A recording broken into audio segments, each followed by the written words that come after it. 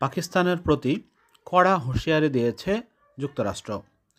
এই হুঁশিয়ারির পেছনে তাদের কারণ হিসেবে বলা হচ্ছে যে ব্যালিস্টিক ক্ষেপণাস্ত্র কর্মসূচি নিয়ে নতুন করে উদ্বেগ জানিয়েছে বিশ্বের মোড়ল এই রাষ্ট্র। পাকিস্তানের ব্যালিস্টিক ক্ষেপণাস্ত্র কর্মসূচি নিয়ে উদ্বেগ প্রকাশ করেছে মার্কিন যুক্তরাষ্ট্র, এমন খবর দিচ্ছে আন্তর্জাতিক গণমাধ্যম। এরই সাথে এই কার্যক্রমকে একটি নতুন হুমকি হিসেবেও অবহিত করা হয়েছে। যুক্তরাষ্ট্রের সহকারী জাতীয় নিরাপত্তা উপদেষ্টা জন ফাইনার বলেছেন, ক্ষেপণাস্ত্রগুলো দক্ষিণ এশিয়ার বাইরে এমনকি যুক্তরাষ্ট্রেও আঘাত হানতে পারে।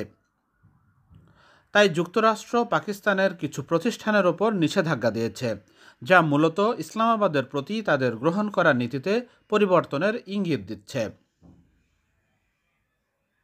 এ অবস্থায় আন্তর্জাতিক সম্পর্ক বিশ্লেষকরা মনে করছেন যে নতুন করে সাউথ এশিয়ার রাজনীতিতে আবারও মাকবদল ঘটছে।